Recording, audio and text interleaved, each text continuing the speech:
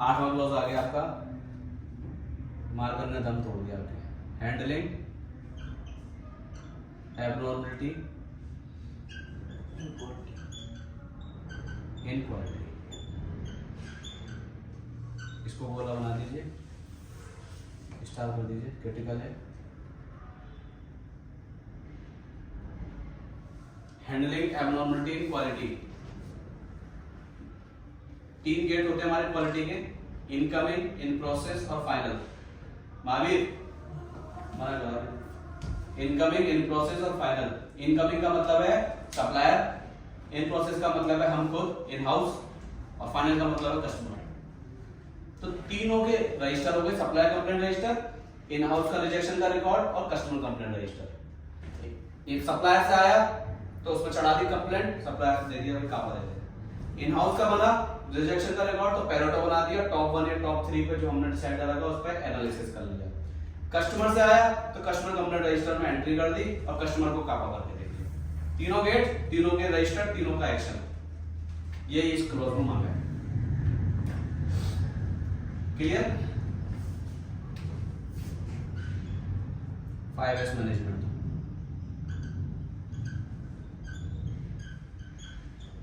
हमारे shop floor पे सबसे ज्यादा मोस्ट इंपॉर्टेंट थिंग है ये 5S को इंप्लीमेंट करना।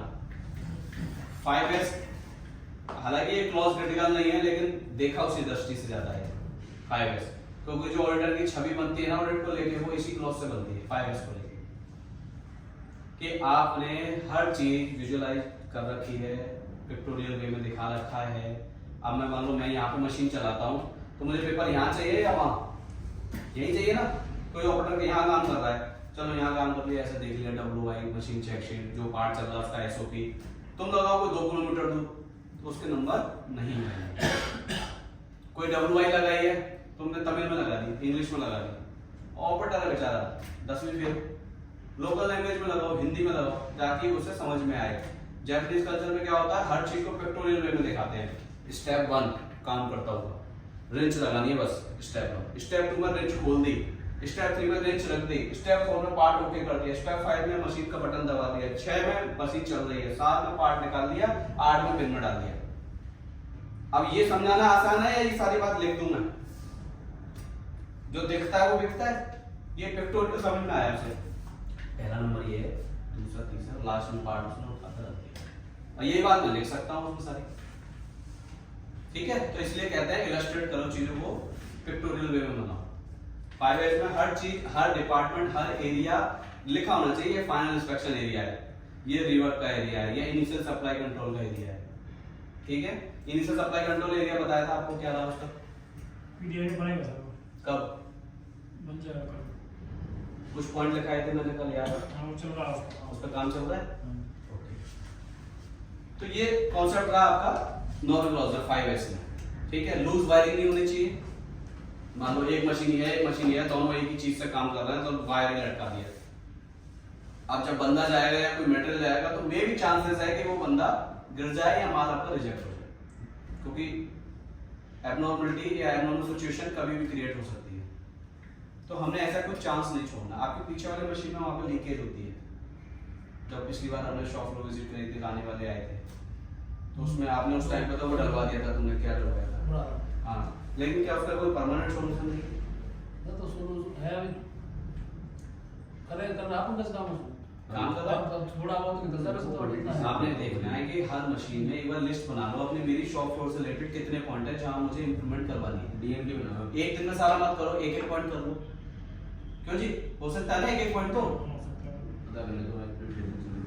कोशिश करो यार। किसी मशीन पर लाइट कम लगती है, शॉप फ्लोर पर कहीं लाइट कम है, कहां पे किस किस एरिया में लाइट कम है, आप इसको महावीर को बता दो भाई यहाँ पे लाइट लगनी हो।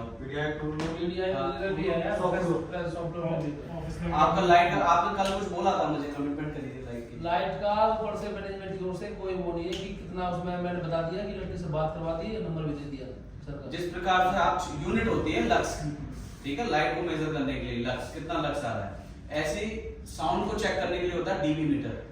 आप क्रिकेट देखते हो तो कमेंट्री होती है ना कि जब 6 मारा तो इतना डीबी काउंट किया गया, विराट कोहली ने 6 मारा तो पूरी जनता इतनी तेज चिल्लाई कि इतना हाईएस्ट डीबी हो गया उस टाइम पे पूरे स्टेडियम में। वो डीबी है, मतलब उसको चेक करने की यूनिट है, इकाई है, डीबी मीटर। तो वहां पर डीबी मीटर लगा हुआ, जब वो सारे लोग एक ही ध्वनि में एक साथ चिल्लाए तो वो काउंट हो गया कि 150 या 170। ठीक है, तो एक डीबी मीटर आपने मंगाना है उसको, ताकि हम अपनी मॉनिटरिंग कर लें कि जब हमारी प्रेस शॉक चलती है तो कितना आ रहा है। इतना भी ना हो कि आदमी बहरा ही हो जाए, और इतना भी ना हो कि वो दो बंदे आपस में बात करके कुछ डिस्कस भी नहीं कर पाए। क्लियर है ना? डीबी मीटर आपने मंगाना है, पॉइंट लिखते जाना है, क्योंकि जब मैं ट्रेनिंग खत्म करूंगा आप लोगों से क्वेश्चन करूंगा, इसका ये पता चलेगा कि आप लोग कितना आपने मेरी ट्रेनिंग सुनी, उतने ध्यान से सुनना आपको। 10वां क्लॉज आ जाता है आपका इक्विपमेंट मेंटेनेंस।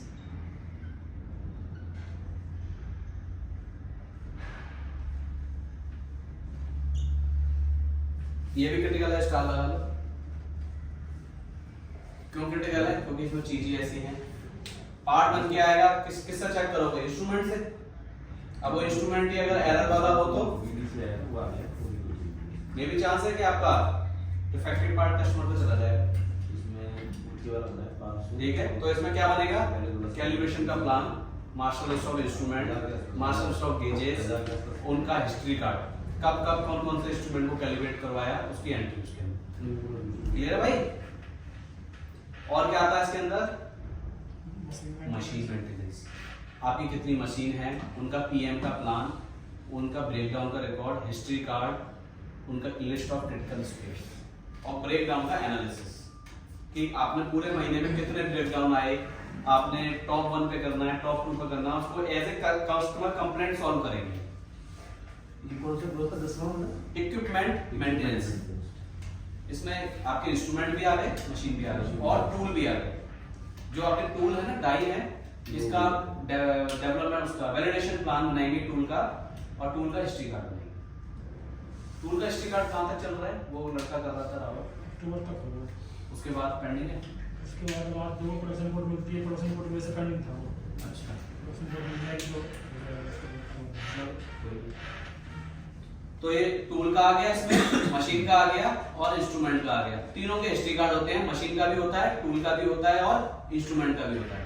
हिस्ट्री कार्ड सिर्फ ये बताता है कि कौन से इंस्ट्रूमेंट के साथ कब कब आपने उसका इंस्पेक्शन करवाया, करा, और उस टाइम पे उसका क्या फीडबैक था, क्या रिजल्ट था। हिस्ट्री कार्ड ये बता देता है, पुरानी हिस्ट्री बता देता है कि आज से 2 साल पुरानी आपके चाहते हो कि इस मार्कर से कब कब कहाँ पे क्या क्या लिखा गया, तो आपने इसका हिस्ट्री कार्ड बना दिया। ठीक है ना?